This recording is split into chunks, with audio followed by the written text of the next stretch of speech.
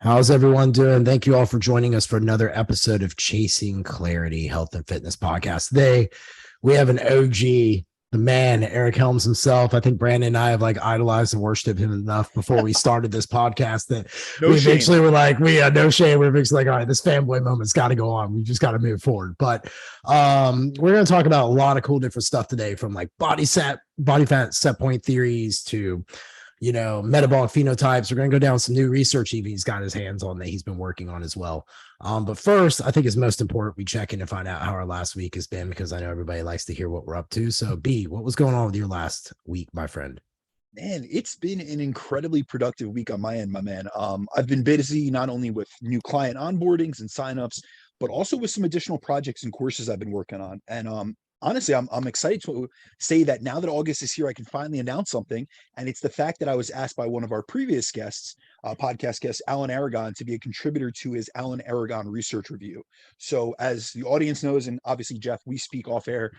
After our last interview with him and I had a private call, and he had asked me if I'd want to contribute to his research review in the next coming months. And originally, I was going to write a piece on either nutrition or metabolism, as both of those are like more within my wheelhouse. But honestly, I didn't know if I could do them justice, because Alan has, first of all, he's had the research review. He was the first person to do a research review within our industry. And he's gone into such great detail on both of these topics within the course of the last 15 years that I decided to write on something that he hadn't covered within his research review, which was on energy flux. So, although it has limited research in comparison to the topics he usually covers within his research review, it is something, guys, I've spoken about energy flux so many times on other podcasts as well as on ours. And it's an approach I've used successfully with hundreds of clients at this point. So, I've seen it work in the trenches. So I wanted to write on it and get more, I guess, a little bit more limelight on the topic in and of itself, because I encounter so many people that want to get lean and stay lean, but they're doing it by methods that don't allow them. They're in an energy restricted state, in a state of low energy availability. And so I really wanted to highlight on something that he hadn't covered before. And also, I thought it was a good topic because we know that like the weight loss recidivism stats are like frightening at this point. And weight regain is something I initially struggled helping clients with early on in my own coaching career, until I started to leverage the benefits of physical activity as a way to buffer against the increases in calorie intake and our hyperpalatable food environment. And so I know Eric himself will be very familiar with this, but to have an article approved for research review, you have to go through the process of peer review.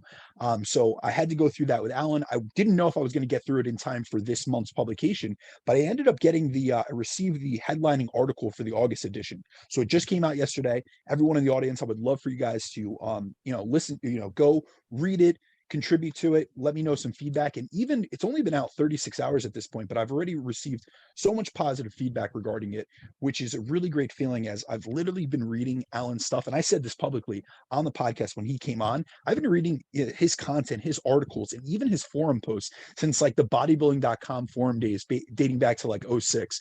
And I've always said that my goal as a coach is to bridge the gap between research and information and practical application. So this was just another long form platform to do through. So I was just really excited about that. So this week has been incredible, my man. How about you? Well, a completely different thing. Like professionally works good. Clients usual, I hold at my high number. I do. And things have been good there. Got an assistant coach who's doing well underneath me. So he's starting to get a few people, but really the highlight for me was taking Keegan to SummerSlam. That looked like such a good time, bro. They came here to Nashville. They were at Nissan Stadium. He's 11. We watch SmackDown every Friday night together. He's just huge wrestling junkie. I remember what it was like for me as a kid, watching, high school, watching Stone Cold, grew up on Ultimate Warrior. Then it was Stone Cold through high school and just seeing some of that. But man, we were 12 rows back from the ring. And we were right there. Yeah, we were right there on the barricade. And this couple, they were on their 20-year anniversary. Wow. And their first ever date was a WWE Raw event. 20 years ago. Yeah, like the guy was obsessed with it. She was like, I'll just go to it. So what happened was they had the in seat. So we're like, it was like 1, 2, and that was me and Keegan. So every time everybody stood up, they would let Keegan go stand on their seat at the rail so he could touch all the wrestlers and get high fives. So Keegan's all over the pay-per-view. Like my friends were sending me pictures of Keegan, like, just out there. And I'm like, all right. So, he had a great time. It was a great experience. It was something that, as a dad, he's never going to forget that. Yeah, I'll tell you, I went to exactly. Madison Square Garden to see The Rock. I was a huge Dwayne Johnson fan. I still Oh, am. yeah. Let's be real. The Rock's still the man. The Rock's the And man. so, I was a huge fan of his growing up, him, Triple H, all those guys. And so I went multiple times to Madison Square Garden, seeing as I'm from the Northeast. And that is something, a memory, like my mom would like save up and make sure that I got great seats. And that's something I'll never forget. So, dude, first and foremost, great dad moment for you. I'm happy for you and for Keegan, because he's a great kid. He deserves that. And that's a great way to end your summer, because I know he's going back to school very shortly. So yeah, he actually started back yesterday. So we're day 2. He actually picked to do media arts. He's doing videography for the media arts team, so that's kind of cool to see him get into some different stuff. So tell him a couple years he's going to be videoing us. Yeah, I know he'll be videoing all the stuff we do, but regardless, I feel like I should call you like Sir Eric Helms, or like all these other the things. Doctors in the building. the doctors in the building. But Eric, man, before we I want you real quick, how's your last 7 days been? But then, if you don't mind, can you just go and introduce to everybody who you are, your background, and why we're idolizing you and worshiping you in obscene ways before we start this? Sure. No, it's a huge honor for you guys to say all those kind things, and I appreciate you having me on and giving the opportunity to speak on the podcast. But yeah, the last 7 days have been me getting back in the swing of things, where I live here in New Zealand. Prior to those last 7 days, I was just in the States for the first time since 2019, with COVID making travel a challenge. So yeah, I was back in California, and it's the first time in person that I've seen the 3DMJ crew, which is my main compatriots, where we produce content for the lifting community, the drug-free bodybuilders and powerlifters out there, as well as non-competitors, and also do coaching. And we were actually at the Natural Muscle Mayhem, which is the biggest natural show in California. It's out in Sacramento, typically in July every year. And so I was there. We did some coaching, we did some filming. We just had some great time to hang out for the first time in, like I said, 3 years. And I also saw some of my extended family who lives in Sacramento. Cool. So yeah, the last week has just been kind of catching back up and de-jet lagging and getting back in touch with my students here at the Auckland University of Technology, where I'm a research fellow. So yeah, it's a nice segue. I'm a research fellow at the Auckland University of Technology. My areas of expertise and the students I supervise, they fall within the sports physiology and nutrition, as well as strength and conditioning streams. And that's within the Sports Performance Research Institute, New Zealand. So basically, I'm the resident muscle head here with all the real sports scientists. And I collect people internationally to do research on being more yucky. So yeah, that's basically what I do. But this has kind of been the latter stage of my career, getting into proper academia and collecting data. This has kind of started for me in 2012, when I first moved to New Zealand almost a decade ago, to do my second master's, my master's thesis, and then my PhD work. And then why New Zealand? Brought on.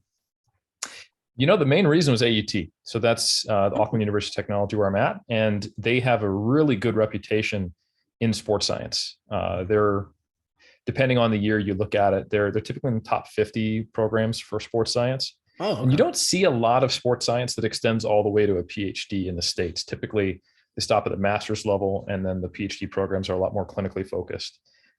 So when I was first shopping around looking for graduate programs, I was looking at the few places that did exist in the States that are a little more applied focused. And then one of my colleagues, where I was teaching at in Sacramento at Bryan University, which is it's a technical college that has a associate's program for personal trainers. So anyway, I was teaching there, and one of my associates, my friends, Dr. Z, he was teaching at Sac State. He has a PhD in exercise phys, and he was like, Eric, you're an online coach, right? And I was like, yeah. And he's like, so why are you limiting yourself to the States? Like, your income is yeah. And I was like, shit, you're right, man. So then I started looking at a bunch of different programs. I started looking in Australia. I reached out to Brett Contreras. This is around the time he started doing his PhD. He went to AUT. He highly recommended it, and put me in touch with John Cronin, who was my primary supervisor for my PhD and my secondary for my master's. And at the time, he was the director of SPRINS. And it was just such a good, such a good first meeting. like most of the time when you're reaching out to academics, they are too busy. They don't have the time for you. They don't have funding. You might get an email 3 weeks later. And to some degree, that's understandable, but it also, to some degree, gives you an idea of what your mentorship experience might be like. But with John, as soon as Brett, connected me with him, he was like, "Hey, let's jump on Skype." I get nervous. I'm like, "Oh shit, the director of sprints." I put on a tie, I get on my Skype call, and the first thing he does is make fun of me for wearing a tie. And then the next thing he does, and I'm not allowed to call him Dr. Cronin, I have to call him John. And the next thing he does is ask me, what do I want to study? And I start to go into my spiel of, well, I know that you studied X, Y, and Z, and I've read your research. And if I could be an extension of that, and he's like, "No, shut up. What do you want to study? And how can I facilitate that?"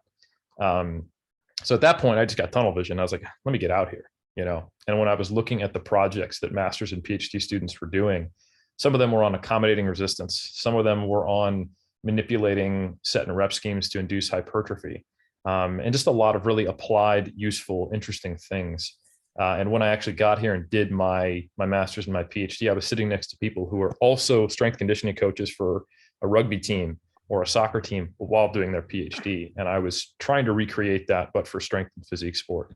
So anyway, that's the answer to your question, probably longer than you intended. No, it's helpful. Let's No, the we audience know who you are, man. Eric, can you give us a Sure. little background on what your master's, I know you have 2 masters, but what your master's thesis was, because I've read it multiple times on protein, and then also your PhD, because when we say applied, a lot of times we speak on research a lot of times on this podcast, because like I said, my goal is to bridge this gap between the information and the practical application. And we're both, I've been coaching 10 years and Jeff's going on 20 plus years. So we really do like taking an evidence informed, or evidence-based type of approach, but realize that there's a pie. And so it's evidence, it's the peer-reviewed literature, or the best of the current literature. It is the experiences of the client as well as the experiences of the clinician, or in our case, the coach. So a lot of people, they only look at the research when it comes to evidence-based practice, but really, we really tried to bridge the gap between all, all aspects of evidence-based practice. And you're a great example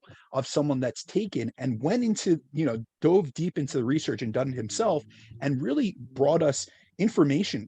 I'm going to let you expand upon, but I'll tell you that you were the first person that I saw doing protein research on what happens in an energy deficit, and really getting us applied research that I've applied I believe your paper came out in 2013, 2014, if I'm not incorrect. I've been utilizing that with contest prep clients since.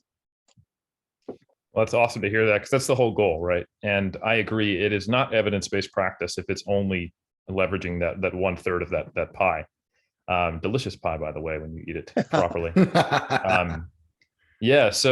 All of the research I did came off the back of having been a personal trainer and then a bodybuilding and strength coach since 2005. So by the time we hit 2012, when I went out there, I had competed in a number of shows, done a number of meets, and prepped probably close to 100 people. And I had been in cahoots with the more experienced crew at 3DMJ. Berto had been coaching for longer. Same with Jeff. Same with Brad. And I'm still acting as like the chief science officer. It's my job to make sure that 1/3 of the pie we have really, really well established, and then all the coaches are up to date with it, so they can leverage the experience of their athletes, also their own experience, and then take what I hopefully am able to help them translate into practice. And that's exactly what I set out to do. When I came to New Zealand, it was in service of the community. That's the way I viewed it. And also getting to live in an amazing place where I stayed. But that part may be more so for myself than the community. But so my master's thesis was specifically on exactly what you said, looking at different protein intakes and macronutrient distributions and how they impact muscle retention and fat loss, and to some degree subjective experience during an intensive dieting phase. And what came out of that was a systematic review, which has been pretty well seen, which is great. And then also I did a pilot study where we did a crossover with 13 resistance trained, lean, muscular individuals who did a 2-week period at 2 different intakes that we tried to placebo control, basically gave them the same diet. And then we either gave them a carbohydrate and protein drink with just a little bit of protein, or just a whole lot of protein. And we saw what happens in terms of their strength on an isometric thigh-pull. And we also looked at anthropometrics via skin fold assessment. So that was my first foray into research. Looking back, there's a lot of things I would have done differently. But I definitely am still proud of that work. And I think it did bring some awareness to being in a lean dieted state where you're also training is not necessarily the same thing as being in a hypocaloric state where you're, 10, 15, 20, 30 pounds over the kind of conditioning one might have if you were a competitor on stage and, trying to put on muscle. And that there's an argument that I still think we need more data to really be firm about, but at least I'd say a more conservative decision would be have a higher protein intake while dieting.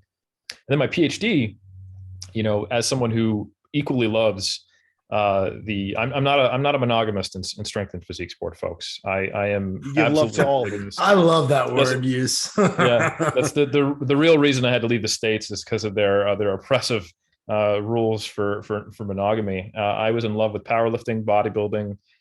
I even had a tryst with weightlifting and strongman. So I just got a lot of love to spread. And so as much as I love the nutrition side of things, the training and specifically powerlifting was something that I wanted to do further study on. And I've one of my mentors, I don't know if he would consider himself one of my mentors, but I consider him a mentor and someone I've learned a ton from, is Mike Tuchscherer, who kind of has revolutionized powerlifting programming and training. He's the guy who created the RPE scale that was modified based upon repetitions in reserve to help auto-regulate training. And so anyone who's interested, check out Reactive Training Systems. But I essentially did my PhD on some of his ideas and saw how they played out, just getting some descriptive information on what happens when you get powerlifters to use a 1RM protocol and rate their RPE, what happens when they are given a prescription like, hey, do 3 sets of 8 at a blank RPE, what weights do they choose? How close are they to their predicted RPE that they thought they'd be at with that load versus where they were actually? What happens when we try to manipulate volume using an RPE stop, or what he would call a fatigue percentage? And then what happens if we actually take 2 groups, one that is using a percentage-based program, one that is using an RPE-based program, and have them do squat and bench for 8 weeks? And I did that in conjunction with Florida Atlantic University, Dr. Mike Zerdos, another one of my mentors. So that's essentially what I did for my PhD and master's. I looked at how do we manipulate macronutrients for bodybuilding, and then how do we manipulate training for powerlifting? And those were things that I was thinking about. What is unexplored, highly used, speculated on, and has a direct impact on the way people are training and dieting right now? So that was the rationale on why I chose it. And I thought very long and hard, and I talked to a lot of people about how could I try to potentially have the most impact with my research. And that's kind of always been my philosophy. And it's what I now do. And I'm very fortunate and grateful to be able to do with my students who are answering similar questions, not even necessarily RPE and protein. In fact, I don't have any students who are doing that right now. They're all answering different, but questions in the same kind of field of sports science. Awesome. God, your background's so extensive. It's crazy.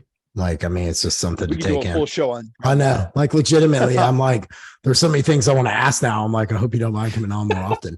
But I want to get into this. I don't, for the record. Yeah. So feel free to have me back. Oh yeah, no, we'll gladly have you back because I could pick your brains totally about the book you did with Lyle McDonald. Just that one was just wild, and just the muscle pyramid, like Brandon and I were talking about before that. But I want to get into a couple of topics so that way the audience, because I'm quite sure we will fill up quite a bit of time on this. But the first one I want to get around to is the model around body weight and body fat regulation. Okay, so we want to talk about set point theory, the settling point theory, and the dual intervention model. I know Brandon has his notes prepared and all that, so I'm going to turn it over to him, but I'm excited to learn. I probably chime in because I have my thoughts on the set point theory as a competitor, and kind of I've always not really thought that was correct, but we'll get into it before we get diving. So I'm interested to break it out. So B, take it. All right. So today for the audience, we wanted to have Eric on to cover the topic of body weight and body fat regulation, as this is a topic that many seem to have a myopic viewpoint on. So I feel like even just based on my own experience with clients over the years, many of them have heard information on the topic of body weight regulation in regards to the idea of having a body fat set point that they won't be able to get below without their body driving them back up to. And at times I've noticed that this has caused many of these clients to feel like they're destined to not be able to get to a lower body fat percentage than they believe is their set point. And so not only is this like a physiological limitation that they think exists, but it also impacts their mindset around dieting, especially in a contest prep scenario. And I know Jeff and I can really relate to this because I've done 15 preps myself, or 15 shows over the years. Jeff's done 20 plus. I know Eric's done a bunch as well. And so I've brought hundreds of clients to the stage, but oftentimes when they have this mindset around this limitation of their body fat set point, it makes like the prep seem as though it's a futile endeavor.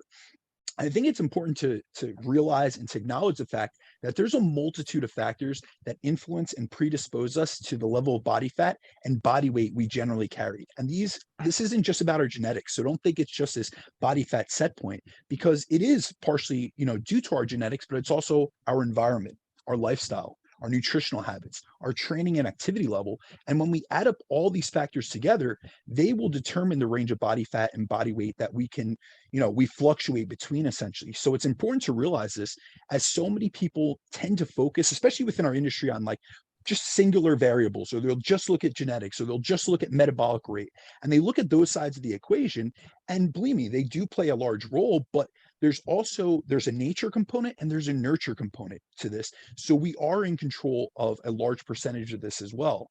So, everyone who listens to our podcast knows that we specifically like to cover and provide clarity on topics that are, a lot of misconceptions about. So, why we have Eric on today is to discuss the concept of the dual intervention model, which was a theory I originally saw, and I actually read about from Dr. John Speakman, and he covered it in a paper. And it's a great theory, but it's also something in regards to body fat regulation that's gotten very little light on, especially in the fitness industry. So we wanted to have Eric on. Honestly, Eric, you're the first person I actually have heard within the fitness industry cover this model. So, first of all, kudos to you. I read about it, I believe in 2018, a review that he had done in 2012. However, this is something that I really think, it would bring great utility to our audience to discuss. But first, before we get into that, would you be able to just first cover the concept of the body fat set point theory? Because that is what's really prominent within our industry. So if we cover that and what's also referred to as the lipostatic model, then we can get into the other models as well. Absolutely. So to give credit where it's due, the Speakman review paper from 2011, it's open access, and anyone who wants to get their nerd on, it's really good. It's set points, settling points, and some alternative models, theoretical options to understand how genes and environments combine to regulate body adiposity. And no, we don't do short titles in science, folks, ever. So, I would recommend anyone just to read that, and also to give a additional credit where it's due. The first time I heard someone speak about this, it was either 2 years ago or a couple years ago, and that was Danny Lennon and Alan Flanagan on Sigma Nutrition Radio. And that actual podcast made me realize that even though I have known about this model and I've read that paper, that I still follow the vernacular that is common in our industry, because I'm engaged with it. When you talk to people, there's a shared jargon, and the jargon is not always, even in an evidence-based kind of community, it is not necessarily always perfectly representative of the best language to describe something. And I would say that it's probably useful to change that, because there are some baked-in assumptions which aren't quite perfect, and that you run into some logical errors if you kind of go with some of these. So anyway, most people have heard, if they've been paying attention, of like set point theory or set points. And the general idea is that there is a given body fat percentage for people, or level of adiposity, it may not be a percentage, that is defended. So when you try to put on mass, or you bulk up, or let's say you're just exposed to the modern Western environment, there's going to be some physiological response that includes elements of psychology, which are physiologically mediated, like being less interested in food or being more food focused. So if you try to gain weight, you're going to become disinterested in food, satiated earlier. Your energy expenditure is going to ramp up to some degree. This is a highly individual response, and some people are going to defend weight gain better than others. And we can talk about spendthrift versus thrifty phenotypes later. But we can generally observe, I think we'd agree, that there's a lot of humans who aren't great at defending their set point on the way up, right? Hence the obesity epidemic. However, just as often, and probably talked about more often, is the idea of defending weight loss and the challenge of trying to lose weight. And this is, again, why at a societal level, the obesity epidemic didn't get fixed in 6 months, right? Or why it ever occurred in the first place. So the idea there is that there is also this point, or these are the same point in the set point model, where if you go below it, you get more interested in food. Your energy expenditure goes down, and things basically generally push you behaviorally and physiologically towards overconsumption and burning less calories. So it tips the energy balance in favor of moving towards that set point. So it's kind of like a thermostat is the idea. Like there are signals to get you back to both anytime you exceed or go below it. Now, the problem with that set point theory is that it just doesn't comport with reality. And it makes sense that this theory was actually developed in the early 50s, before we had all of the components that we would just describe in modern day as the quote unquote obesogenic environment. And if you were to look at like just statistics or even just video, it's always fun to look at old school video and you just see people running around, not shredded, but there's very few people with obesity prior to the point when we didn't really have to work to get food or even like walk anywhere. So there's many multifaceted components that make up what we colloquially describe as the obesogenic environment. And as that's happened, it's become really difficult to defend the idea of the lipostatic model, which basically states, hey, there is this amount of body fat and it sends signals to your brain to maintain it. And when it goes low, it sends signals to consume more and burn less energy. And when it goes high, the opposite. So yeah, the lipostatic model, it did have some empirical support, sort of still does in our understanding of some of physiology, notably leptin, but it doesn't really comport with the obesity epidemic. It should be sorted, right? We should be defending it back towards it. So one of the first evolutions of the models was the settling point theory, which you will also hear people describe. And it's something that I've actually incorrectly described because it is closer to the truth. And if people have talked about it, I'm happy to use that jargon. But I think we'll get to the most accurate one, the dual intervention model. But the settling point theory is basically, okay, sure, we've still got the set point, but it's not just your genetics, it's also environment. So all of the everything hand wave that goes into everything that's not just your genetic quote unquote set point, that's going to dictate where you settle. So if you were, if you're in an environment that is of a low SES status and you don't have as much education around food, if you're in a food desert, all these various things that might impact, okay, your normal set point would be, let's say as a woman, 24%, but yours is actually going to be 30%. But that also doesn't perfectly comport because then it says like, oh, so now you're going to defend a settling point that's largely also influenced by environment. And so it is, the settling point model isn't what we actually say it is when you really read this paper that I recommended.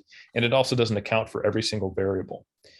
So what does seem to account for all these variables, and an important quote as a segue, is that all models are wrong, but some models are useful. And the way we operate in science is that we set up a theory that is not disconfirmed by anything we could observe. So what that simply means is I can't say this is wrong, and it currently adequately explains what we're seeing. So all the evidence suggests this is at least possible, and there's no observations which are proving the counterfactual. Is it actually the way things work specifically and right in every case? We don't know yet. And it's actually a very, very high bar to clear of proving something is exactly the way things work. So we're not there yet. We may never get there. And that's actually true of most things, but that doesn't really matter. So the dual intervention model is simply saying you kind of basically have two set points. You have an upper and a lower intervention point. There's a point when you get high enough in body fat where you start to see a more dominant role of a physiological response. And the same thing on the lower end. That's not to say there is no physiological response in the portion in the middle, but in that middle portion between your upper and your lower intervention point, where your body starts to defend weight against weight gain or weight loss, respectively, that's when environment, which is basically everything else, is playing a more dominant role. Now that comports with our full understanding of physiology, and it also comports with our understanding of the obesity epidemic. And it's also interesting when we compare humans to other animals. So interestingly enough, we have to have a model that describes why we would defend these 2 points, right? Interestingly enough, in prey animals, so rodents, which we frequently will use in animal-based models, they're arguably just as good at defending against weight gain as weight loss. And if you think about it, okay, well, what are the threats to survival when you are too heavy or too light? Too light is pretty obvious. Starvation. Famine, Yeah. ice age, you're not going to make it very long. The shredded dude is not the one who crossed the Bering Strait, right? However, for a mouse, what is tastier? A mouse that is juicy and fat, or the mouse that is shredded? I don't want any beef jerky. You give me that prime cut of mouse, right? So they're set up for predation, whereas we're not. Exactly. So you are juicier and slower, right? Less than ideal when that cat comes around, right? However, it has been only a small portion of human history where, I'm not an evolutionary biologist, so this is speculation. There's been probably more time in our history, if I was to guess, where predation was not much of a threat compared to when it was, and even when it was, it probably wasn't that much of a threat compared to other things. Like, we got pretty good at getting pointy sticks early, and fire and those good things. So it makes sense that we are not as good at defending against weight gain, because it actually maybe at the societal level is helpful for survival, and even when you look at certain times in most cultures, actually, you see that the aesthetic sometimes favored being higher in body fat. Like, for example, gout was considered like, oh man, you must be a noble if you got gout. Like, you must be rich and successful. And that's basically, a disease of overconsumption, like you had, or even in the Dutch famine, like if you were heavier set, you had a higher likelihood of survival. Exactly. Right. So I think it's important for us to understand the historical evolutionary biology context in this, to where this model really does help us understand why we are facing what we are facing today. And it helps us better understand, why do we see what happens? Why does what happens is what happens, which is super good English, when you start to diet, or when you try to gain weight and you have hard gainers, or you have people who really struggle. Why do some people walk around doing the same things as you, but they're 10 pounds heavier or lighter in terms of adiposity? And when we start to see that the combined factors of your individual variation in all of those elements of the dual intervention model, as well as the differences in our environment at play, that's when we see what we see, especially when we combine that with like epigenetics. We find out that, okay, actually, the fact that you were born into a family with obesity, that could have had impacts on you literally before you were outside of the womb. Yes, exactly. So there's a lot at play. And the output is one that is probably best understood by the dual intervention model, so long as we have a hefty dose of understanding that where those points are highly individual. The strength of the responses are also highly individual when you try to cross the upper and lower intervention points. Absolutely. One of the main reasons I wanted us to discuss this model is because, a lot of people use, as you referenced, the vernacular of set point and settling points. And they kind of, we in this industry, a lot of times we mean certain concepts, but we use the wrong vocabulary for them. But there are limitations with doing so, because those like yourself that understand more of the in-depth nuances of these will misunderstand what someone means by it. So we have to realize the limitations within all models. So if we look at the set point model, very physiologically based. They talk about leptin, and leptin pretty much regulates everything. However, it doesn't hold up. There's many limitations. So for instance, individuals with excess adiposity, so someone that's overweight, is going to have higher leptin levels, but it's not helping them defend a lighter or a lower set point. It's not helping them, physiologically. Yes, if they were to get really light or much lower than their quote unquote set point, it would kick them back up or drive back mechanisms in terms of their energy expenditure, as well as their appetite, hunger, satiety, all those type of mechanisms. However, we don't see it on the inverse. So it's very physiologically based, but then we have the settling point, and it's very environmental based, and doesn't really account for the down regulations and up regulations and energy expenditure that come with different intakes of energy. So, with the dual intervention model, it's including all of these mechanisms and realizing that there is a lot of genetic factors, a lot of environmental factors, a lot of physiological factors that come into play within the range in which that we could settle within. Because think about it, like, a lot of times people will think, well, if I had a set point, if I gained weight, for instance, in the US, we see that the average mean weight gain is most heavily, I guess it's most common within the time period of the holidays. We see the 6-week period between Thanksgiving and New Year's is where people gain the most amount of weight. And generally, we see that compound upon itself year after year, decade after decade. Well, a lot of people would say, well, if I have a set point, why do I keep gaining? The average American, the CDC put out a statistic in 2018 that the average American gains about a kilogram a year, so 2.2 pounds during the holidays, which they don't lose by the next year's holiday. So every year, if we look across a decade, that's 22 pounds. If there was a set point, wouldn't it drive us back? But no, this dual intervention model, if you really think about it logistically or just logically, you'll see that it's a range. So you might be etching up towards the upper echelon of your upper intervention point, but you're still within the lower and the upper intervention points. So that's why you're not automatically being driven back when you gain a few pounds during a holiday, during a cruise, during a vacation, things of that sort. So it really does explain a lot more what we see in the real world. And I think it's important to realize that there's a large range in which we can maintain both our body weight and our body fat. And there aren't these clear-cut, definitive guides or definitive set points where it's like, listen, I've had contest prep competitors that say, I've never been able to get under 10% body fat. Well, first, there's massive errors in DEXA, BIA, body comp measurements. So we don't really know your body fat percentage unless we were to skin you, essentially, unless you were dead. However, with that being said, a lot of times that creates psychological limitations, and we have to realize that our psychology impacts our physiology. So if you believe you can't do something because you have a set point that says that you cannot get below 10% body fat during a contest prep, you're probably not going to follow through with the habits, behaviors, and the things needed to do so. Yeah.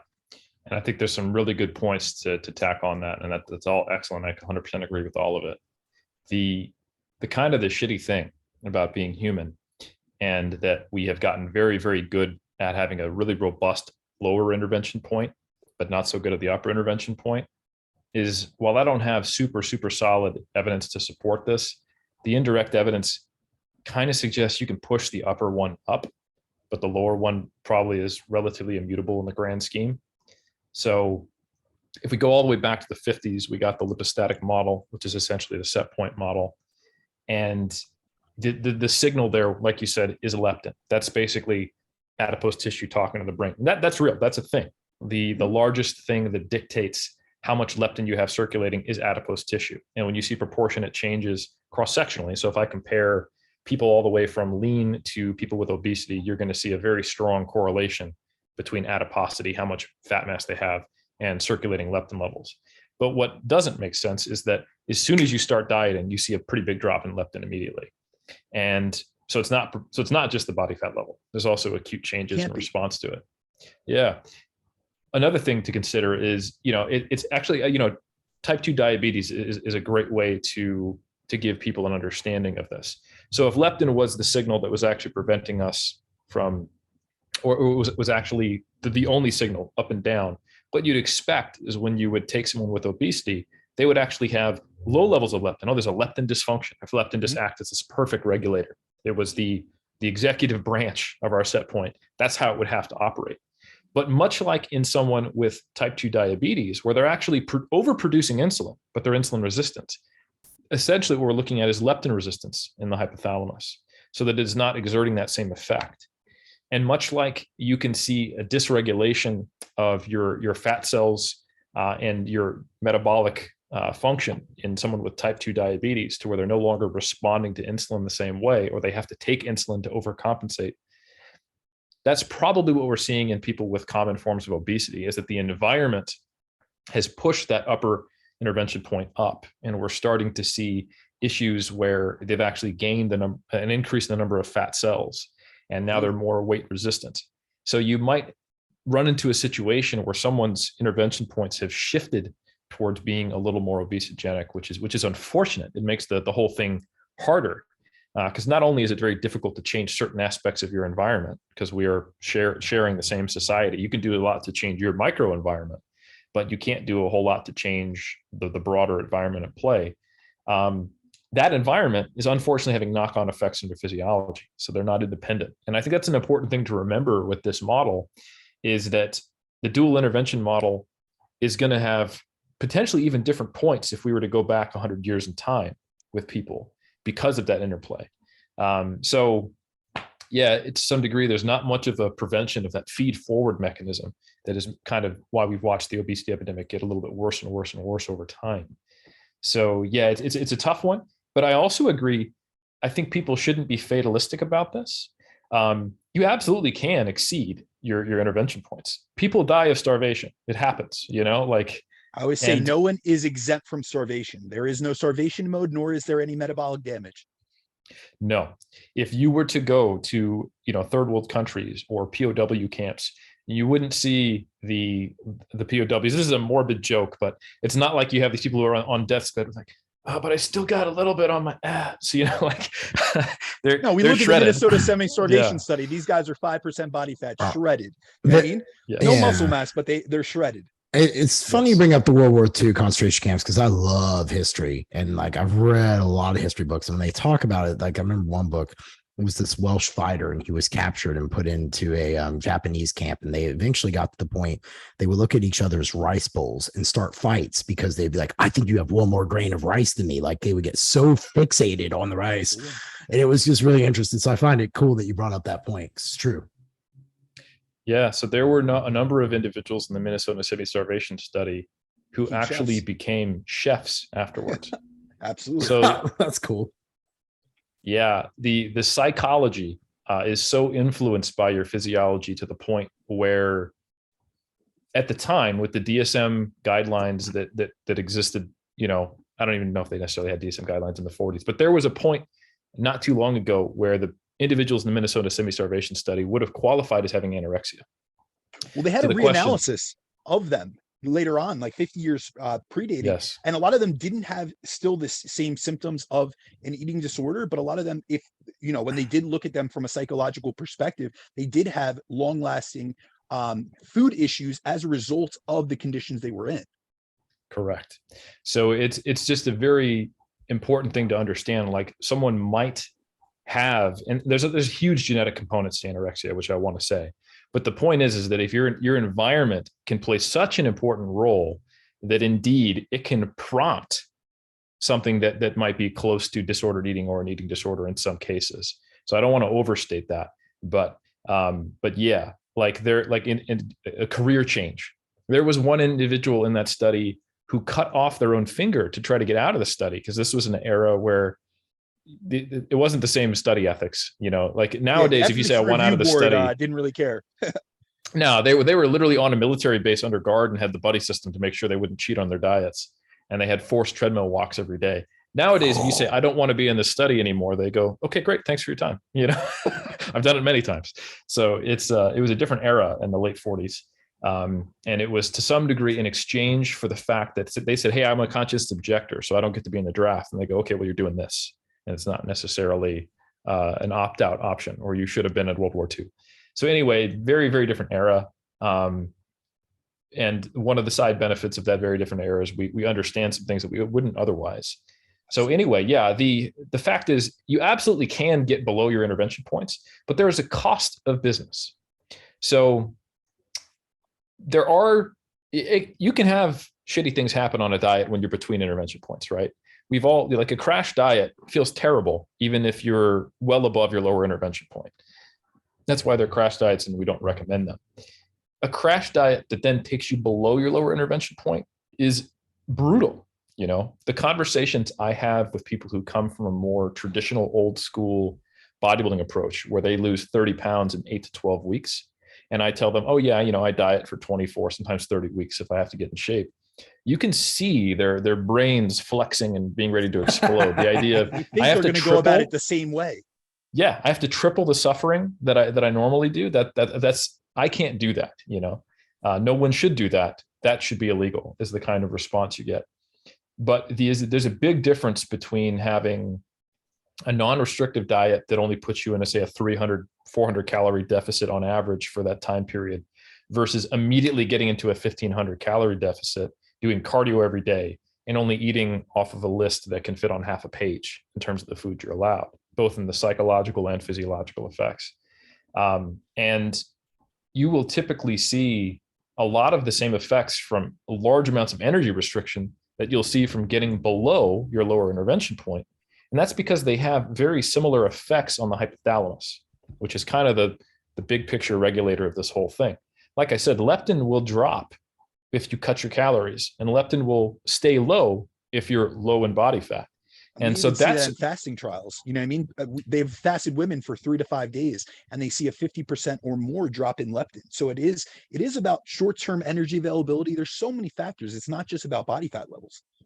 Absolutely. And I think that's an interesting thing that I wrote about this in Mass, and then it's an article in Stronger by Science, which you can read. It's the second most recent one, as to trying to take some of these disparate lines of research and marry them up. So for example, people have probably heard of like the constrained energy model, which is talking about, hey, there's a limit to how much physical activity you can do before other elements of TDE start to come down. And you don't get a linear increase in energy expenditure from just doing cardio. And that's kind of its own line of research, right?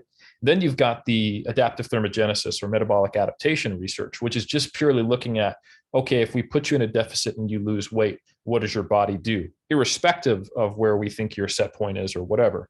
And most of the time in these studies, they're giving them massive deficits. Like how often do you read weight loss trials? 800 calorie liquid diet. Here you go. So we covered actually multiple episodes on metabolic adaptation, aka adaptive thermogenesis. And really, unfortunately, you know, I have to put this caveat to our audience. Listen, we are resistance trained individuals. First of all, we're eating high protein diets and we're utilizing a moderate deficit for a short period of time. When we even look at the most controlled literature in metabolic ward, and I have the utmost respect for guys like Rosenbaum and Leibel. I have studied their stuff up and down. However, if we really look at what they do, it's 800 calorie liquid diets. It is no resistance training. There is no need, like there's no conscious, you know, step tracking. They're losing, you know, if we look at some of the research, Rosenbaum 2016, they lost 500 calories from their total daily energy expenditure. 100 of that came from resting metabolic rate. Then 400 came from their physical activity energy expenditure, but they did no exercise. So that was completely from the meat compartment.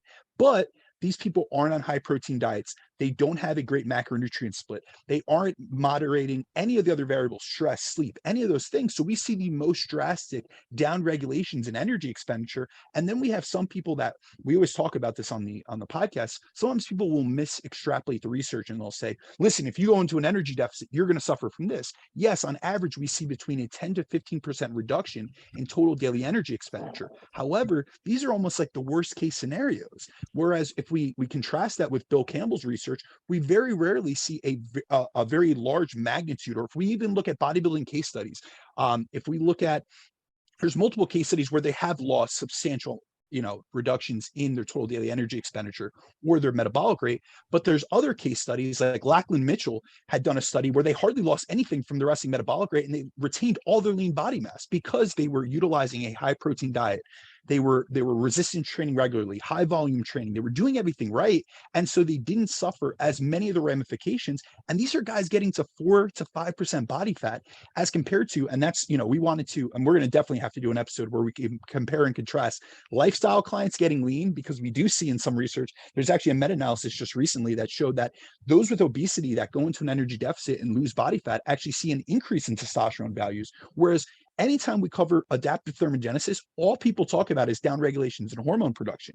Yes, if you get extremely lean, if you're a contest prep bodybuilder, we can expect a large decrease in your serum testosterone levels while you're in an energy deficit, but that's not applicable to the lifestyle client that we work with that's getting to 15% body fat for summer, you know, that's in a moderate deficit. So it's really interesting, but you know, keep going on the lines. I'm sure you're going to cover like reds and they all, you know, kind of cross-populate.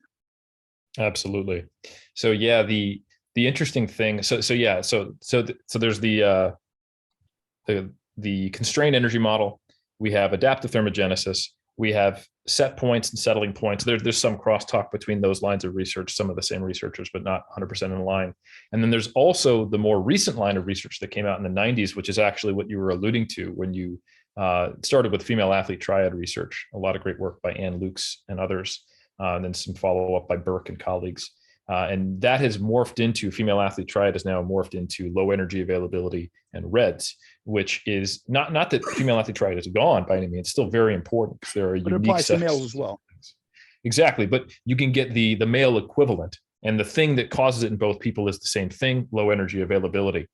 And energy availability is something that I think most people just don't have a firm grasp on the fitness industry, even people in the evidence-based community, because it asks a different question, even though it's looking at some of the same mechanisms. And essentially, when we talk about a fitness industry that's obsessed with weight loss and body composition change, we're more interested in, okay, so when I try to diet, what's going to get in my way? Like, tell me about metabolic adaptation. How much do I have to decrease my calories? How do I set my calories? You know, that type of thing. What do I do with maintenance? And we're not as interested in, although we should be, what does it feel like? How is it going to affect my health? How is it going to affect my performance? Like, that's all good. I just want to look great, you know, and what's going to be the barrier? So the REDS research, RED stands for relative energy deficiency in sport, and it applies to fitness as well, not just athletes, is asking the question of, when I'm not eating enough, how does that impact performance and health? How does that impact my career as an athlete? And energy availability seems to be something that is the causative factor. It's basically telling, what is that point when you start to trigger the hypothalamus to go, we got problems, I need to start down regulating things. And energy balance and energy availability are related but distinct concepts. So energy availability is actually mathematically defined as the amount of energy you're consuming after you subtract your exercise energy expenditure relative to your lean body mass. So you could actually calculate it. Let's say you're consuming 3,000 calories, but on average per day, it's 400 calories of exercise energy expenditure. You've got 2,600, and let's say you're 100 kilos, but you're at 15% body fat. Okay, that means you got 85 kilos of lean mass. You divide 2,600 by 85, and that's your energy availability. We'll give you some score, typically, if you're not doing anything crazy, between 20 and 50, depending on how much energy you're eating, what sport you're in, whether you're dieting, whether you're trying to bulk, et cetera, right? And in the population studied, we start to see that we get symptoms of REDS, relative energy deficiency in sport, which, by the way, are nearly identical to the things that are happening in adaptive thermogenesis or metabolic adaptation. It's just describing how that affects performance and health. Once people cross certain thresholds. So for example, when you look at sedentary women, that threshold is typically around like 30 kcals per kilogram per day of lean body mass. However, when you're looking at highly active athletes, sometimes it's in the 30 to 40 range, you can start to get some symptoms. However, when you're looking at, say, males during contest prep, you start to not see really exaggerated symptoms until you're below like 25. And that's probably because they're doing many of those things you described, Brandon, eating a high protein diet.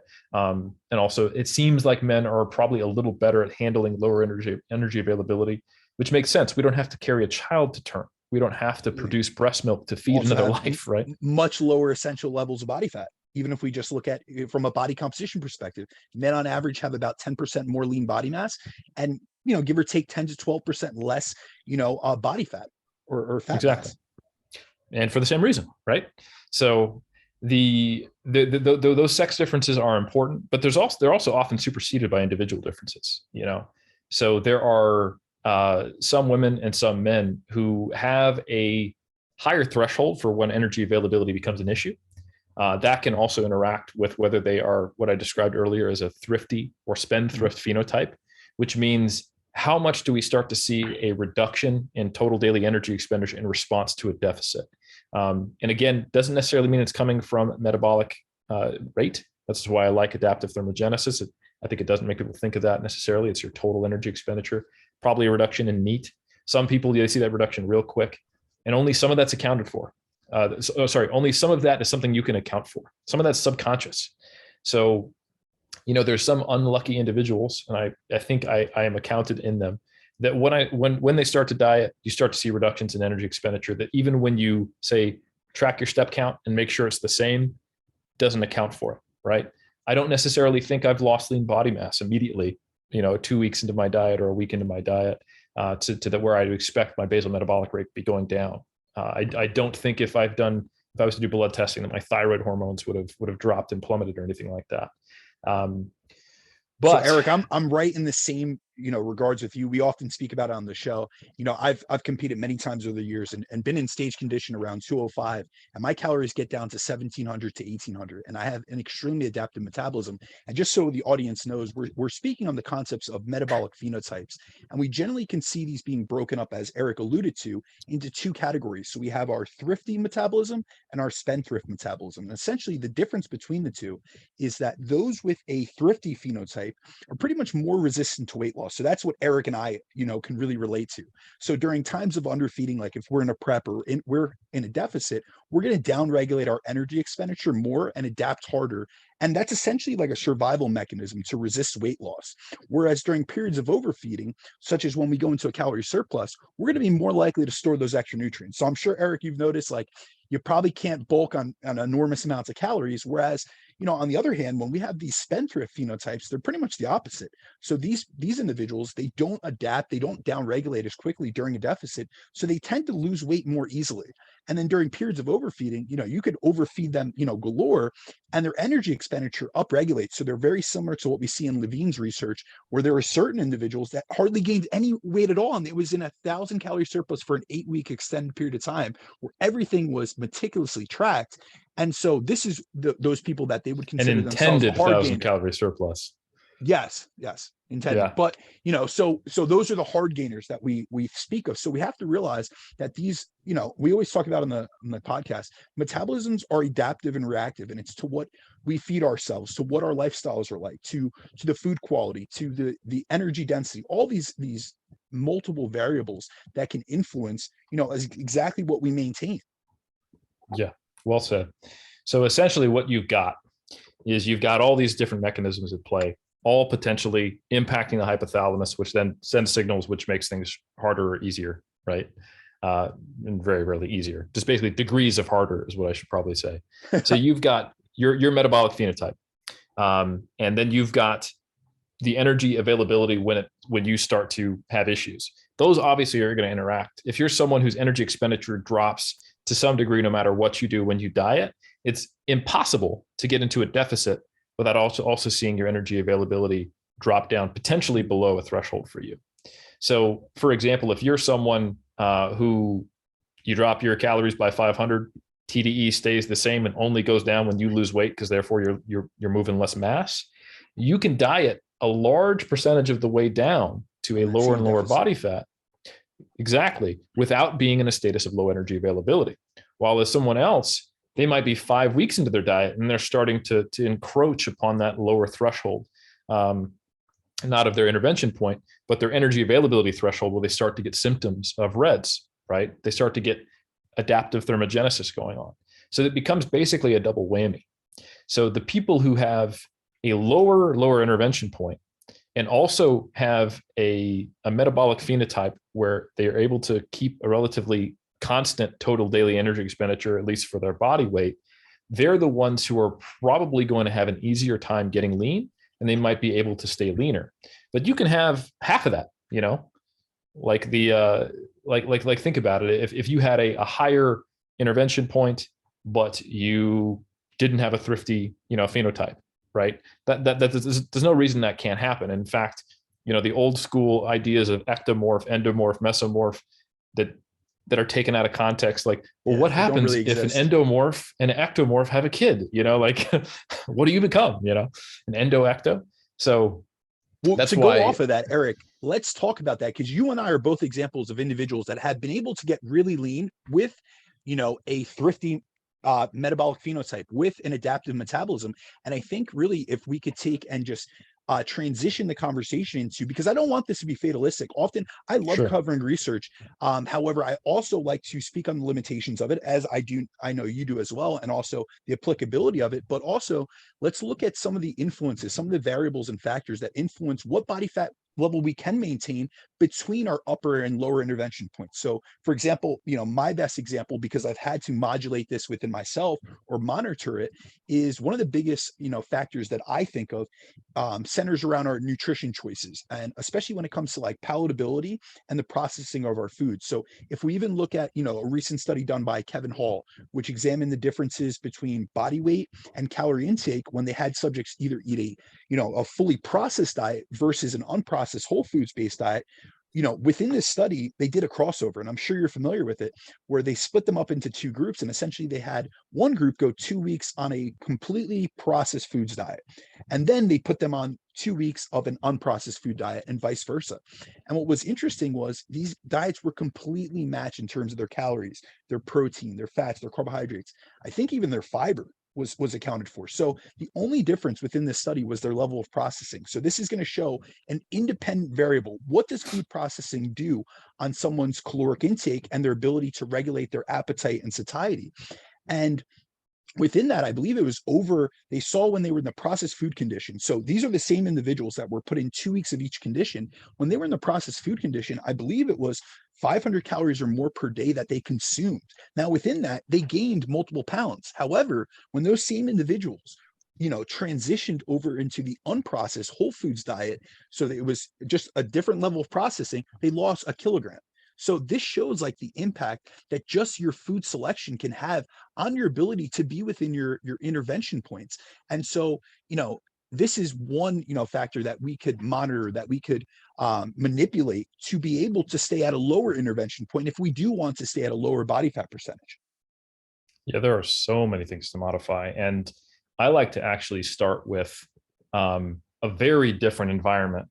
And it's a great example, and I used this in the article I was referencing, of a Amish community of farmers. And Bassett. Bassett, 2004. And what they did is the researchers went in, they gave pedometers to everybody, and then they did BIA. So not the perfect way of assessing body comp, but we're talking about 100 individuals. Half of them are men, if I recall correctly. So I think it's reasonably representative. I wouldn't guess this is off at the population level by more than, say, 2%. So, but I think they were 9.4% body fat on average among the men. Males were 9.4% and less than a 0.7% prevalence of obesity, whereas the women were 25.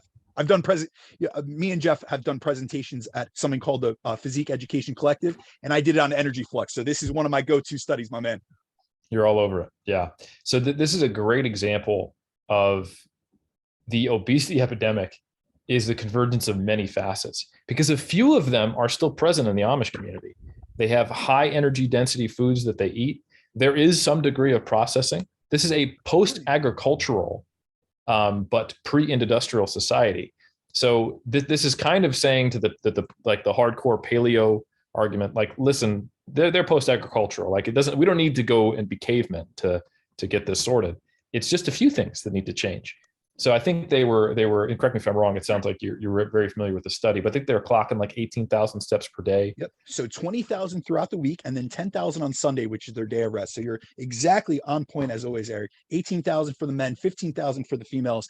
And what's amazing, if you actually look at some of the records, they don't have like meticulous food logs, but there are some records of their general intake. And the men were averaging around 3,600 calories per day, whereas the females were over 2,000. So they're in this high flux environment, or this high flux lifestyle that I often speak about on the show. They're eating a lot of food, but they're moving a lot. So it's move more, eat more. You know what I mean? And so they're doing a lot of things that now we've kind of gravitated away from. We move less, and then we have such easy, convenient access to tasty foods that are energy dense.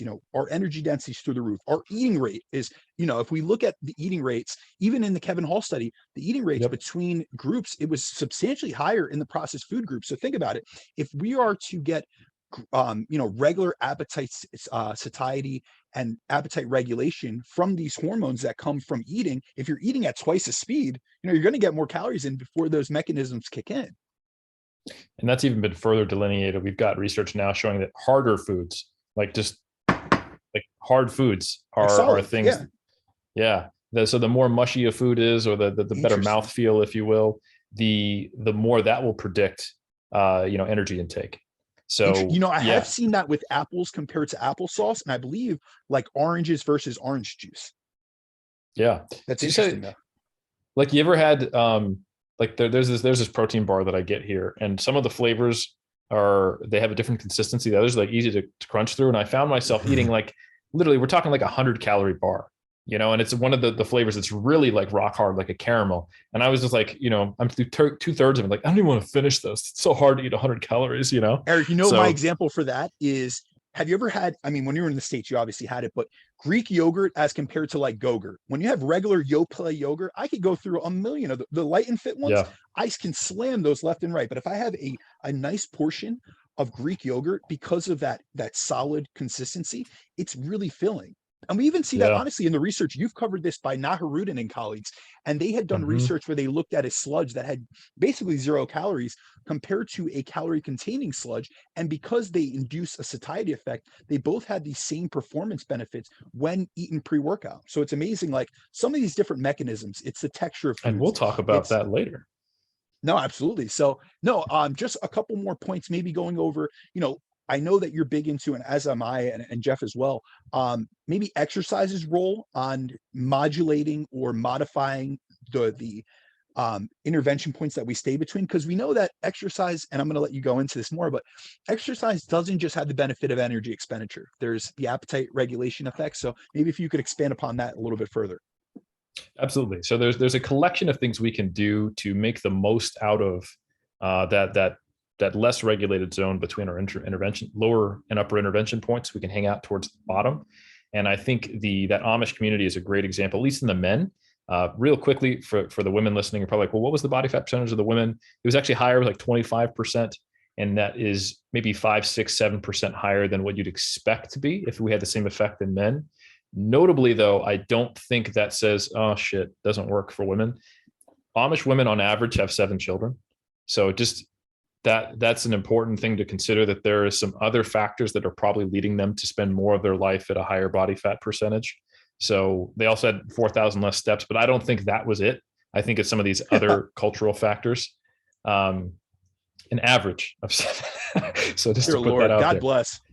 Yeah. So just to keep in mind. So yeah, absolutely.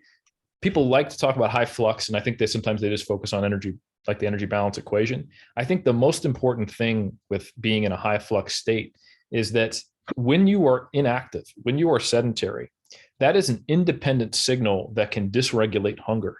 And we actually have meta-analytic data, and we have experimental data that's robust and looked at this in multiple ways that shows that how active you are and how sedentary you are independent to the degree that they can be. So for example, you're thinking, how can I be active and sedentary?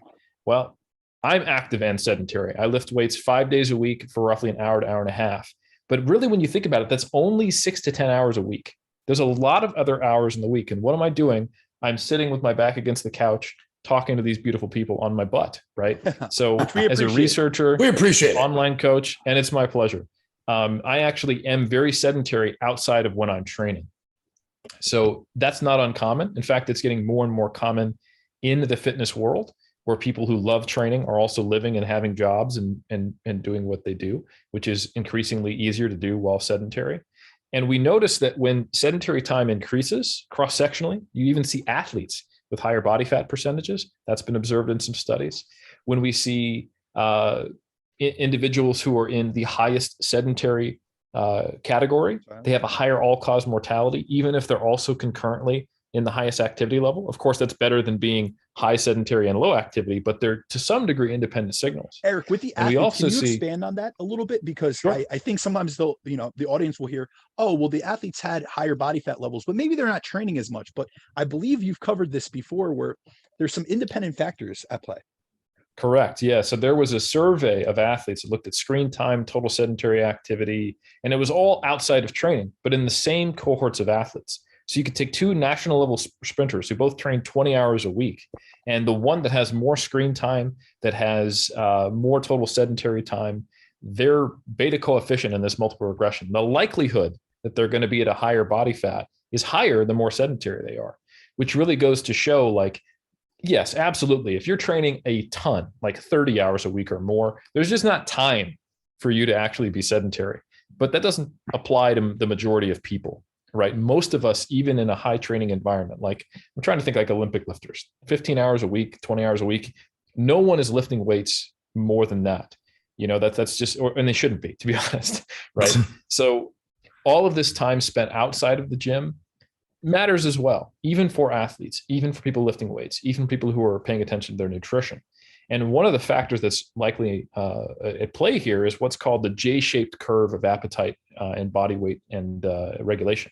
So this has been observed in a few different studies. The most classic one is in Bengali mill workers. So they had this factory as the population that was studied. And they had different people with different positions on the floor. All of them would be described in modern terms from moderate to very high activity levels. And then they had the factory managers, the people who had a desk job. So you had your white collar and your blue collar workers. All of the blue collar workers, their average body weights were the same, and their energy intakes scaled with their activity level. So that's what we call a regulated response, right? The more active I am, I eat more, and my body weight stays the same because energy balance remains at roughly maintenance net. However, the individuals who were the white collar workers, the managers, they had an energy intake that was similar to the high activity level factory floor workers, and their body weight, I believe, was like 10 kilograms higher. So that's what we see in the modern world. There seems to be this, again, J-shaped curve. If you think about the managers on the left and then everybody else on the right, that J is created by this dysregulation of appetite when you are sedentary, when you spend too much time being sedentary. Now, fortunately, we have a lot of research that looks at where is this inflection point. And there's a number of studies where what they've done is they've preloaded inactivity. So they've restricted people's step counts, or they've made them sit on their butts for a certain number of hours per day. And then what they do is they give them an exercise challenge. We're going to go on this treadmill. We're going to work at a hard rate for an hour, and then we're going to feed you a meal. So either a carbohydrate and or fat load. And then we're going to see how do you metabolically dispose of these nutrients. And you basically see dysregulated metabolic responses in people who are preloaded with a low step count or a period of inactivity, to where they're not as good at disposing of glucose and triglycerides. The levels in blood are higher. And we also see dysregulated hunger signals. So this is, to some degree, what we're looking at here is that where there's a baseline normal, quote unquote, level of activity that humans are probably, quote unquote, supposed to have, that when you're below it, some of those metabolic signals are dysregulated. So where is that inflection point? Probably somewhere between 6,000 to 8,000 steps per day. That is not much. If you were to go and walk 15 minutes away from your house and walk back, most people, that's going to be between right around 3,000 steps. If you do that again at night, so this is literally, it's a 30-minute walk, 15 minutes out, 15 minutes back. That's all it takes. You've hit your 6,000, and then the other, whatever you get incidentally from your day, that's just extra credit. So it is a relatively low bar, and that also comports with observational data that we have showing all-cause mortality starts to dip around that point. The question is, can you get even more benefits from going higher? Perhaps, but from a body composition perspective, that's literally all it takes. And I think that's one really big key factor. And then everything else you talked about related to Dr. Hall's research of you want to have foods that are less processed. So generally single item ingredient foods, fruits, vegetables. The one thing that they could not match between the processed and non-processed diet was energy density, because that's what processing does. So basically that is how many calories are in an amount of food relative to its weight. So if most people eat a couple pounds of food in a day, a couple pounds of cheeseburgers is very different than a couple pounds of Greek yogurt and fruits and vegetables in terms of the energy content. I think a lot of times people don't realize we don't eat for calories. We eat, our satiety per calorie is based on a lot of volumetrics. So the amount of weight behind a food. So if you take low energy density foods, like your lean protein sources, your fruits, your veggies, your fibrous sources, you're going to get more satiety per calorie. Whereas when you have more energy density, not only are you driving up your energy intake, but generally because they're processed and hyperpalatable, we also have like optimal foraging strategy. So if we think about it, we see like we value these foods more within the brain. So they set off these dopamine receptors and things of that sort, which kind of drive us to passively overconsume, which is sort of what we've seen within Kevin Hall's research within that context. But energy density is huge and something that is undervalued, because think about it. If you are to eat, like Eric just referenced, a few pounds, 5 pounds of food per day, but if you're comprising that mostly of whole single ingredient unprocessed foods that yield a lower calorie per a lower energy density per calorie or per gram of food, you're going to automatically take in much less calories per day and regulate your appetite much better. Well said. So yeah, protein, fruits and veggies, fiber. Don't eat the things that typically have the associated idea of you can only eat you can never just eat one. You know, food is supposed to make you be satiated, not, oh, I had a chip, so I had 30 chips. Like, that's generally the food you want to limit in your diet a little bit. Like, oh, I opened a package of Oreos. Exactly. I opened the Oreos, ate one, delicious, put it away. That doesn't happen, right? So I think there's nothing, at the same time, we don't want to create an overly restrictive food environment where we feel restricted, where it is black and white, these foods are off limit. But at the same time, we also don't want to create a food environment that mimics what we see in the modern Western world. So your home should be something where you're not restricted, but it's not easy for you to overconsume. Just setting ourselves up for success. Absolutely. I really quick, because we're kind of at the point we've like nailed about 75 minutes in, 80 minutes or so, and we try to keep them a little bit tangled in. But I know you said you were open to coming back on, so we definitely have other stuff we'd like to talk about. But one thing I want to kind of say as a coach, I really appreciate you talking about that body fat set point, because a lot of people don't think they're like, oh, I'm just going to get ready for the show, and then I'm going to get fat again. And I was telling Brandon this, I've been leaner and leaner and leaner and leaner after all the shows I've done over my 15, 16 years of competing.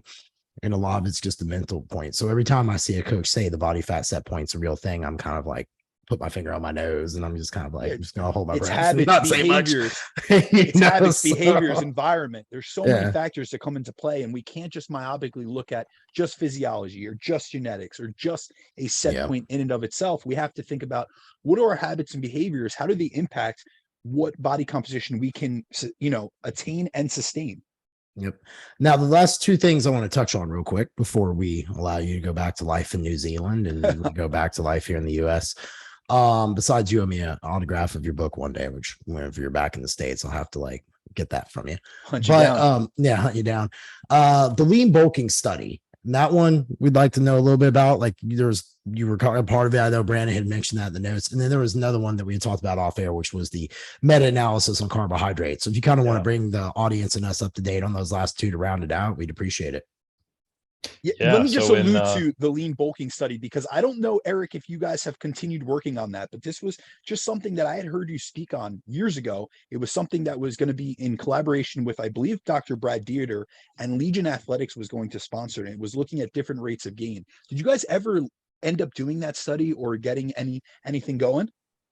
Yeah, so Legion Athletics gave us a good chunk of change so we could get this study done.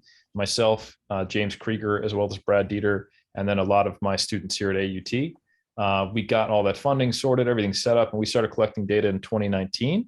And as everyone knows, it's been great since 2019. Nothing has happened. There's been no global issues and nothing that would get in the way of research. So we obviously finished that study in a year and published it. No. So what unfortunately happened is that we got through we had a pretty good first year, and then COVID hit, and we had a total of 3 major lockdowns, which basically lost us maybe 15, 16 participants net. Lord. So the study that was going to be done in 2020 is now going to be done at the end of the month, which is great news. That's incredible. Unfortunately, it'll be done with about 2/3 of the participants that we expected. So we've had to kind of scratch our heads a little bit. Basically, the design was such that we were going to compare one group eating at maintenance, one group in a small surplus, one group in a large surplus, all trained individuals following a similar resistance training program designed to help them put on lean body mass, and then look at differences between groups. And then a secondary analysis was going to be, because when you prescribe someone a diet, even when you've got our awesome RD, Steve Taylor, who's been helping keep people on track, when you prescribe, say, a 15% surplus, or a 5% surplus or maintenance, that's what you prescribe. What you actually get is something close to that, hopefully, but potentially something else, right? So now what we're going to do is assess this as a more continuous variable, which is going to be secondary, but now it's going to be primary, and saying, hey, here's all the various rates of weight gain that we saw or lack thereof, And then here are all the various changes we saw in skin folds, as well as muscle thicknesses via ultrasound. And what was the relationship there? So to try to create some type of regression that shows on average, at least in this population, because it'll have more power. Like me doing a comparison of a group of 6, 7, and 6, it's like that might comport with the general findings, but it's not a strong enough sample size that one outlier in the group couldn't throw it off and unfavorably, or inaccurately, I should say, favor one of the groups that wouldn't be the truth for the larger population on average. But when I think we look at 20-ish people and we have a regression equation, we can have a lot more confidence that, hey, here's a reasonable rate of weight gain. And that's actually something similar to what Dr. Tinsley did in a recent study of his a little while ago. So it'll add a little more data to that. So we're going to get closer and closer to what are appropriate rates of weight gain and what are the appropriate size surpluses that are associated with that to hopefully get people to leaner gains. So yeah, that is soon to be done. And I'll be reaching out to Brad and James and doing the in-house work. Big shout out to Dr. Alyssa Joy Spence, who's been primarily my person on the ground here running that study. She's been awesome. And also Colby Sousa. We've got a good crew here who have weathered COVID, where we've had to shut down the lab multiple times. And it kind of sucks. You might have 6 people in the study in between like 2 to week 6, they're done. They're just gone, So when the lockdowns happen, it really can be a big challenge to research productivity. But nonetheless, it's good news though. I mean, I've been waiting for this study probably since you guys put out the review with Slater, 2018. Yeah. So it's been quite some time, but then I heard you hit on this topic a few times and then I heard nothing of it. So I wanted to follow up. One question I do have for you, if you can divulge this, I'm very into research. I read a ton of research every day. We do see, in terms of adaptive thermogenesis, we see that on the downswing and on the upswing. So we do see, like, even in myself, I see it with clients, some people have essentially an artificially increased total daily energy expenditure when they're in a surplus. So we could see that in Levine's research. We see upregulations in NEAT. We even see in Harris's research from 2006 that they saw an increase of 10 to 15% in resting metabolic rate. Do you guys, when you do a lean bulking study or a surplus study, are you guys adjusting that on the fly as they become heavier? Yep. So the way we did it was that every single one of the participants, we are blinded to which protocol they're in. So there's one of the researchers who knows what everyone's in, who's not going to be part of the analysis, who assigned to the person, hey, you're going to be in X group. We don't actually tell the participant which group they're in. You can only blind it so much. Like if they're gaining weight, they're going to guess they're probably not at maintenance, right? And then our RD, Steve, what he does is he checks in regularly, almost like they're a client report. And the predicted amount of weight gain on average that should be occurring is what we base the adjustments on. So the surplus sizes are checked and balanced, if you will, based upon the rate of weight gain that we want to see throughout the 8-week study. So while we are assigning a certain surplus relative to what their baseline was when they came in, and they actually get contacted, they have to be weight stable for a certain number of weeks before they start the study. That's also confirmed by the RD, and he's teaching them how to track and everything. So there's actually a fair amount that goes into, for someone to participate in this 8-week study, it's more like potentially 12 weeks if they need that long to become weight stable and learn how to track macros, report, and all that stuff. And then they're adjusted throughout the study to be as close to the target rate of weight gain for each one of those 3 groups as possible. Yeah. That's awesome. Just so the audience knows what I meant by that, say that they put them in a 10% caloric surplus. However, that person's energy expenditure upregulated 10%. They're now at maintenance. So they're not gaining any weight. They're technically not in a surplus. So that's where Eric's team would increase their calorie intake by that amount to account for the fact that they've essentially negated the surplus. And that was what I was wondering, because if you have someone at a 10% surplus, but they're not gaining anything, they're technically not at a surplus. Just like when we adapt downwards and someone thinks that they're in a deficit, but they're not losing weight, and it's not due to scale weight fluctuations or water weight or stress or cortisol, it is, you're just not in a deficit anymore. What was previously a deficit is now your maintenance intake. But the last one, just to go off, I would love for you to cover the recent meta-analysis that was done by one of your students. I believe his name is Andrew King, on carbohydrate and its impact on resistance training performance. Absolutely. Yeah. So Andrew King, he's doing his PhD here. He's an awesome, very intelligent student. It's a privilege to work with him. And we just published to my knowledge, the first meta-analysis that's actually looked at resistance training performance and the effects of pre and intra carbohydrate feeding. So the main findings, interestingly enough, were that there is an effect favoring performance. And performance specifically, what we could meta-analyze was what we called volume performance, which is basically reps performed across multiple sets or total work. There is not enough to meta-analyze on just pure strength outcomes. And to be clear, I don't think even if one was to meta-analyze it, you'd see an effect. A lot of the studies I'm aware of on acute power or force production, they're occasionally poorer if someone is glycogen depleted, but that's not the same thing as saying you need to feed carbohydrates an hour before you train to hit a new 1RM, or something like that. So right now, the evidence is specific to resistance training volume.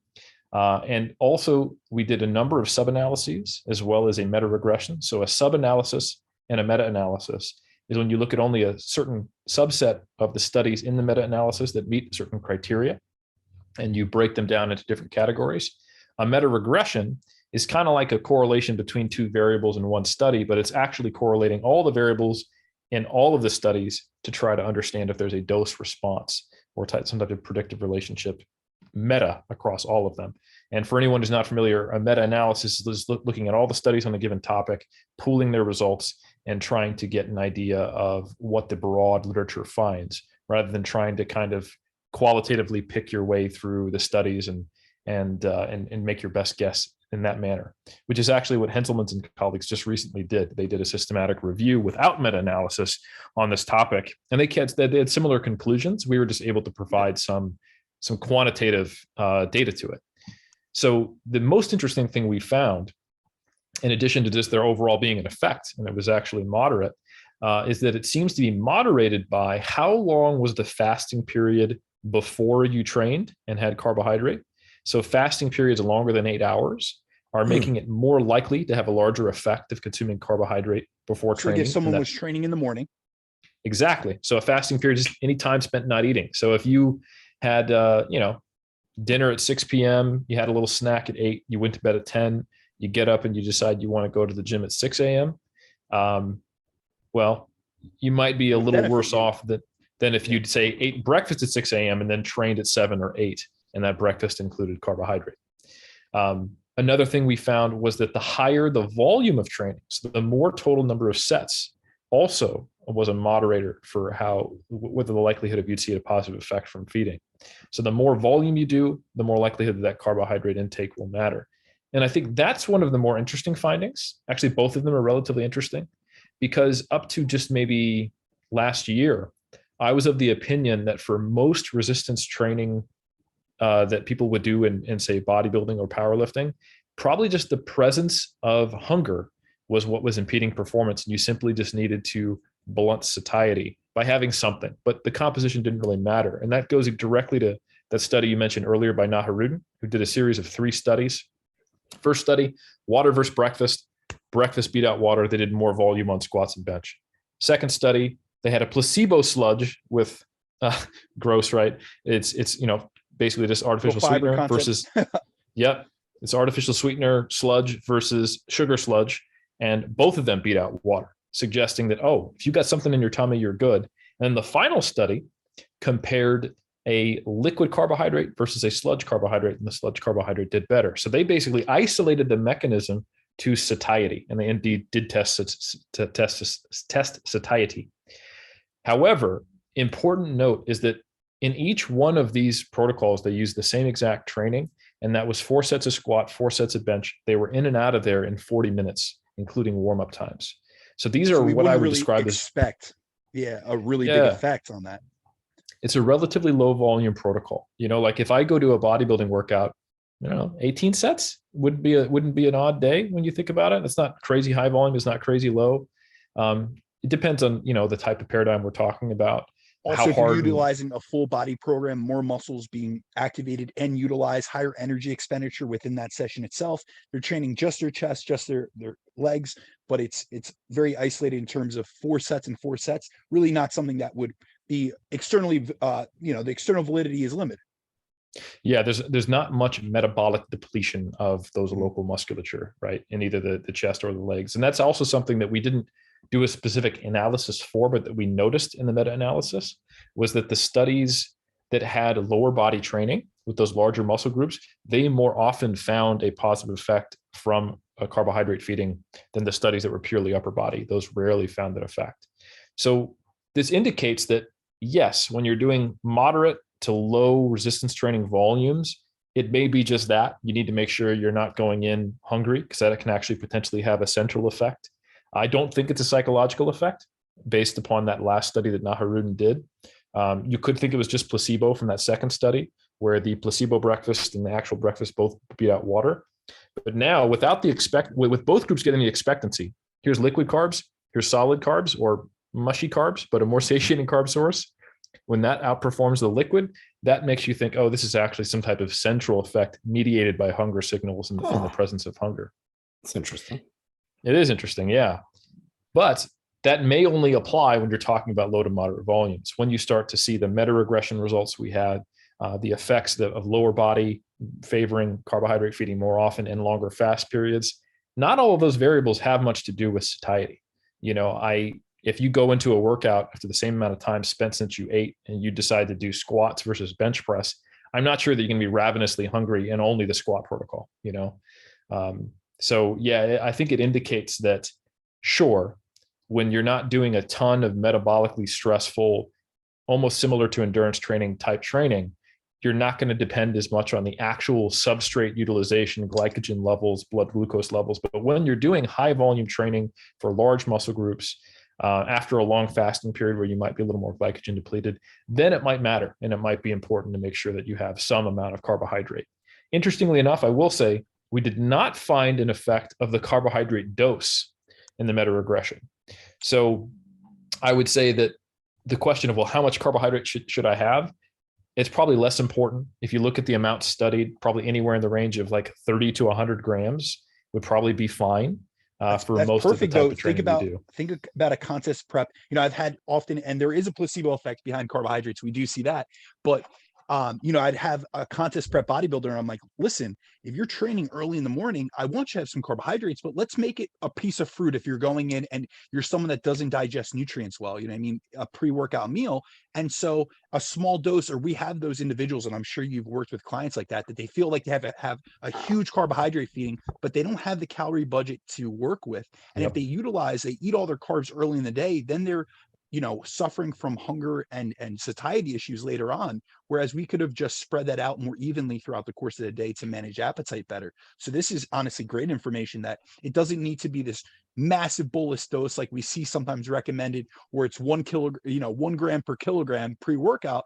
That's great if you're in an off-season scenario and you have the calories and the carbohydrates to play with. But in this case, for me, I train 5 o'clock in the morning. So I have, maybe a little bit of cream of rice and, some protein powder, or I have a piece of fruit and I go, you know what I mean? Absolutely. Yeah. I don't remember the exact range of doses, but I think when I remember looking at the graph recently, it might've been as low as like 0.3 grams per kilogram as far as I actually dosage. looked over the study before we jumped on here, and I believe it was 0.2 to 0.3 grams per kilogram. Yeah. Which is not much. Like you said, for a 100 kilogram bodybuilder, it's 20 grams of carbohydrates. Yeah. So it does not take much. Essentially, I think it is a good idea just to think about, I need to get something in.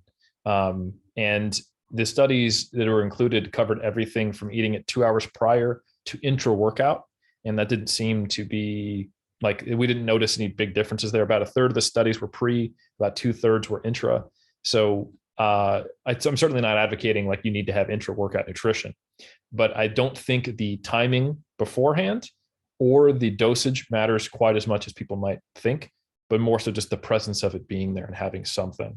Eric, and then moderating, individualizing that to your preference, your calorie budget, and your digestive trends.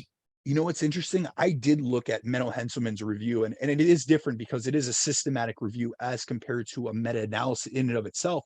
But even their recommendations were a minimum of 15 grams of carbohydrates pre-workout. So it really does align even with the numbers. If they're looking like the average, bodybuilder or fitness population, maybe an 80 kilogram male, that goes right to that 16 grams of carbohydrates. So you guys are in line, like you said, his is more qualitative research because it isn't meta-analyzed, and you guys provide, further reinforcement with the quantitative research. Yeah, they're just stepping stones. It's good to see that it is a relatively confusing body of research, because you can find some studies where people are on ketogenic diets and it doesn't seem to impact the performance, and you'll hear people who are promoting those type of diets use that evidence. So it's easy, depending upon your bias, to favor different studies. And that's why we thought it would be really valuable just to collate them all and be like, all right, well, what's the actual effect here?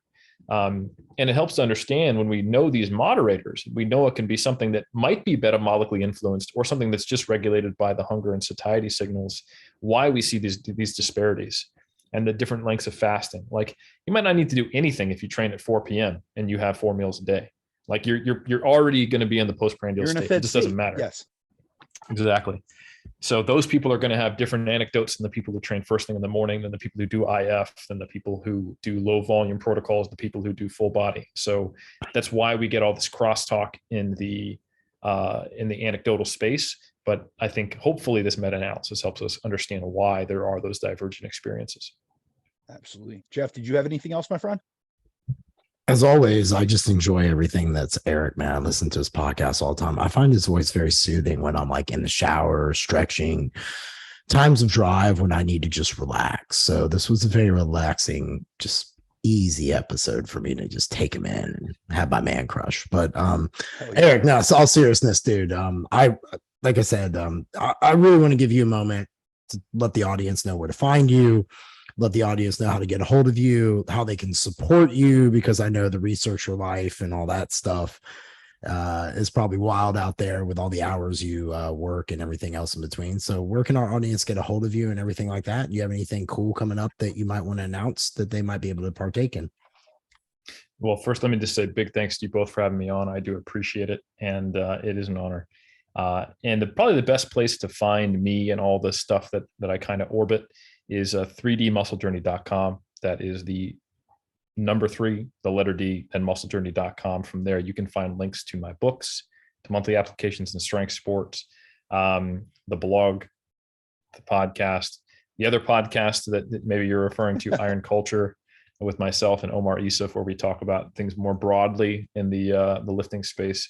And then finally, if you want to see my Instagram feed, which is largely me linking out to those other things, doing exactly what the algorithm says I should not, and going, why aren't you doing more reels? And killing it still. Still dancing. Doing all right. You should be dancing and pointing at shit. Come on. I know. Yeah. I'm not TikToking like I should be. Yeah, exactly. That's at Helms 3DMJ. So those are probably all the best places to find me. Sweet, man. Well, thank you so much for your time. I know we will get a hold of you to have you back on for future ones, because there's just so much you can unpack. And, we're kind of doing a different take with this podcast, with the research, and really just trying to break it out. That's one thing that I train a lot of gym pop people, like average shows, average chance. I really like to be able to get into the research, pick Brandon's brain, and then figure out the fastest way to say it in the easiest words, that people can understand and be able to impact their life immediately. So thank you for sharing a lot of this stuff today, because I really think a lot of the audience and people that are clients, especially, we could share this with, and they can walk away going, all right, I don't feel so bad about all these things, and there's hope for me, and I can actually get some results outside the competitors who should be doing what they should be doing anyway. So thank you for your time, man. 100%. All right. Well, you guys have yourself a good day, gents. Peace. You too.